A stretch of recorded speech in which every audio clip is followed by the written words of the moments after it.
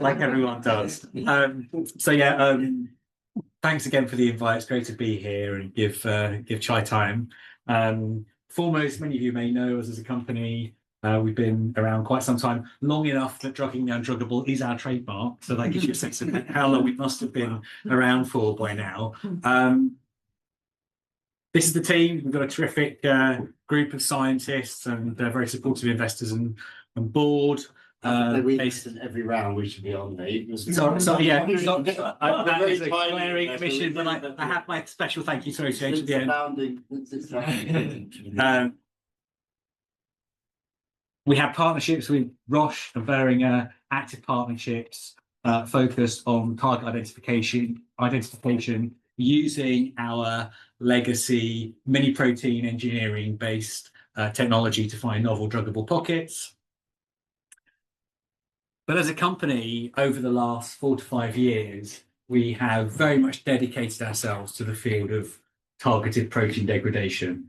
This is the concept which is gaining a huge amount of interest across pharma and biotech, the concept that we can destroy or eliminate therapeutic targets rather than inhibit them. And how we do that is we essentially hijack the cell's own waste buckets, the waste disposal system, the proteasome to degrade therapeutic targets. And this is so transformative because it gives us the possibility of tackling historically intractable disease-related targets across many therapeutic areas. Within our company, we're focused on some of the really big opportunities and challenges that this field has, namely looking at the industry-wide over-reliance on a single E3 ligase to mediate this degradation. So for those of you not in the field, there are around 600 E3 ligases. These are the enzymes that destroy other proteins in the cell. The industry is really reliant on only one of these so far. And at PhoreMost, we've been using our mini protein engineering technologies to identify a variety of E3 ligases that we can tap into for this new therapeutic modality.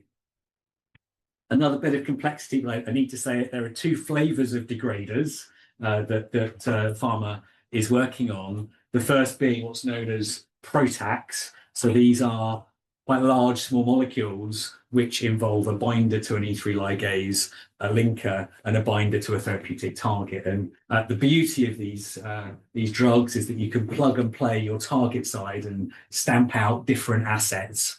Downsides being that the molecules are relatively large, quite challenging in terms of drug-like properties, but still a really important therapeutic class that has made it all the way through to phase 3. And through Arvinas and Pfizer, hopefully will make it to the market in the coming year.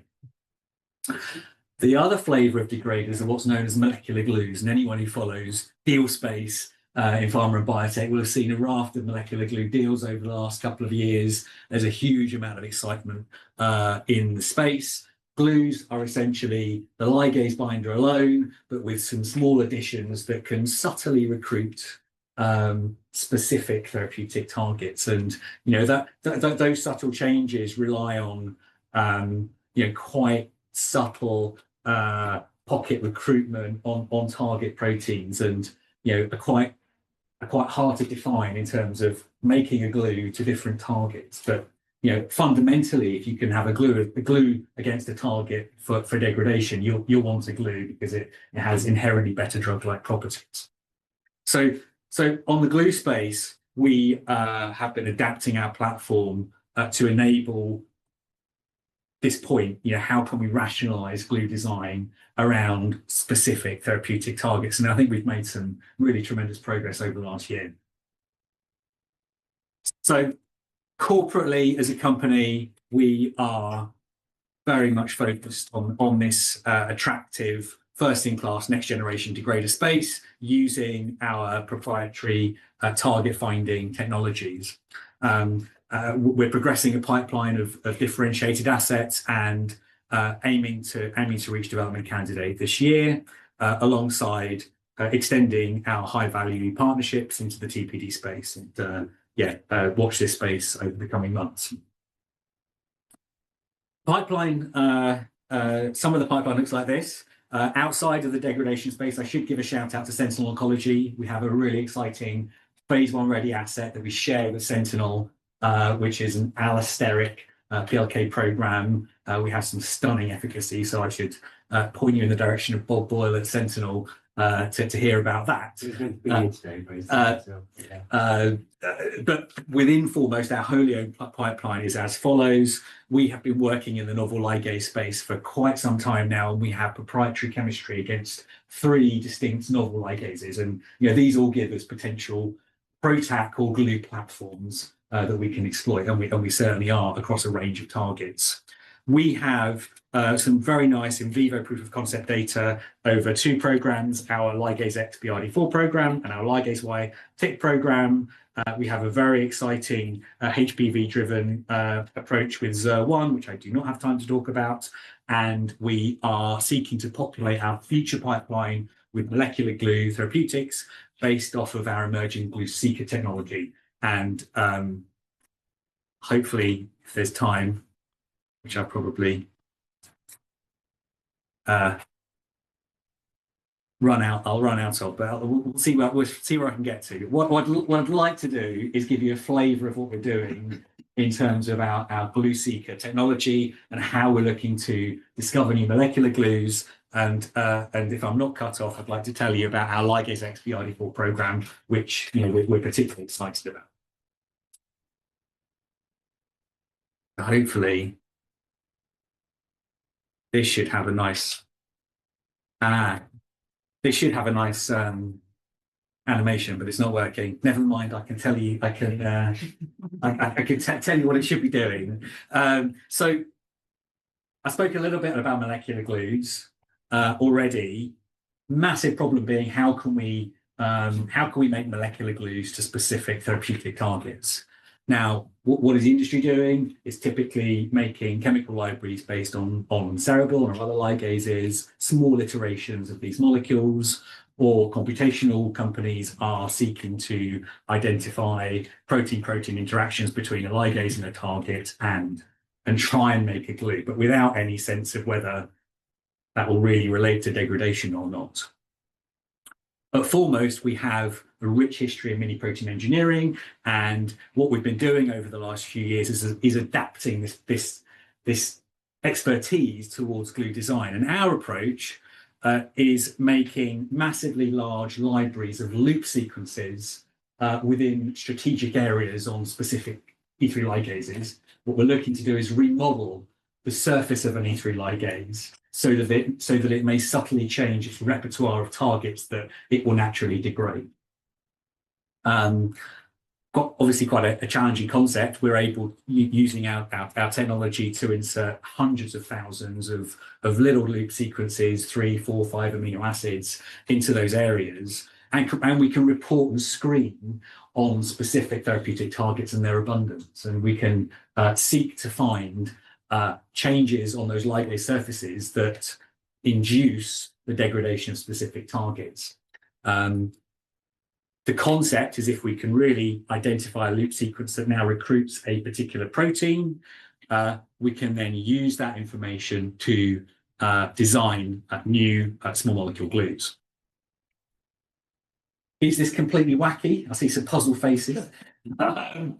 There's some lovely recent literature precedent from Nature, from Brian Lau and Ning Zheng's group, where they've looked at a separate ligase, KBTBD4, where they have shown that within this ligase there is a naturally occurring 3 amino acid mutation, which causes this ligase to degrade a protein class that it doesn't normally degrade.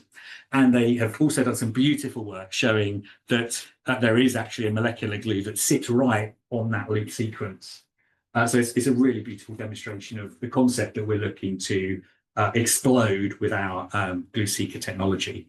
Now, we've just reported a publication in bioRxiv, so I'd encourage everyone to look at that if they're interested in this technology, which systematically talks through the whole process.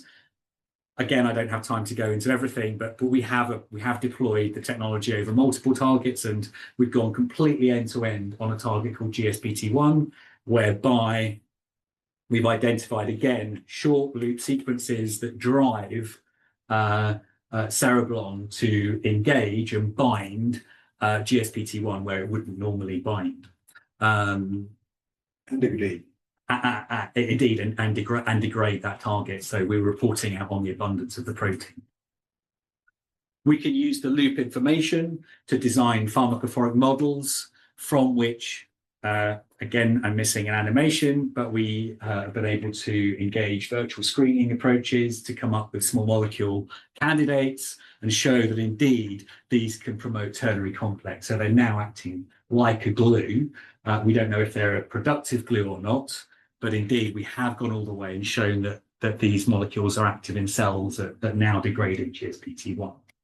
So a really neat concept in terms of how you can prospectively discover new molecular glues against different targets. And we're obviously thinking about breaking into different ligases. We've got some really lovely proof of concept data with a ligase called KLHDC2, multiple very phenotypically active loop sequences that work in a proteasome dependent manner. So they're looking like they're kind of glue active sequences, and we're working hard on the target ID right now. But again, lots of activity across the company in terms of developing a glue pipeline against specific high-value therapeutic targets, and again, multiplexing the system over different ligases. So as a company looking to fill our own pipeline, but very active with pharma partnering, and again, watch this space for future deals. Last couple of slides for me. I'd love to mention some of our bifunctional work, in particular the ligase X story. We engaged our mini protein engineering technology to define pockets on E3 ligases that can work productively in terms of degrading nearby proteins. Ligase X is super interesting. This is actually a Culin-1 based F-box containing ligase. So it's a really interesting class of ligases for which we have proprietary chemical matter. We've been able to build whole PROTACs based off of our novel ligase chemistry and optimize degrader activity and take these molecules through mechanistic validation and in vivo studies to show very strong in vivo activity. We are currently expanding in vivo efficacy and safety studies for these molecules, and so far the data is looking really encouraging. So very excited about this particular PROTAC, but also the potential to expand targets beyond that, which we are very actively engaged into. So it's a potentially a multi-asset play. Now, why is this ligase interesting? Why have I even gone through this? Well, this comes back to the disease selective potential for degraders. This F-box containing ligase is systematically upregulated in solid tumors relative to near normal tissues against a range of solid and liquid tumor types.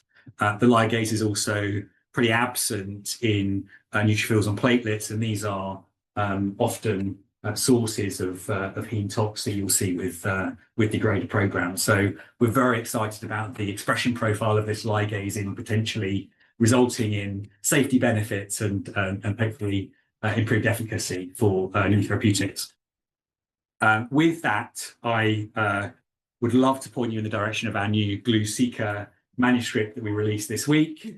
I'd love to thank the entire PhoreMost team, but a massive thanks to Sunil and Prashant, the O2H team. You've been fantastic investors to us, as you say, all the way through, partners, friends, and terrific advocates for our industry, locally and globally, all around the world. So yeah, thanks to you guys. Yeah.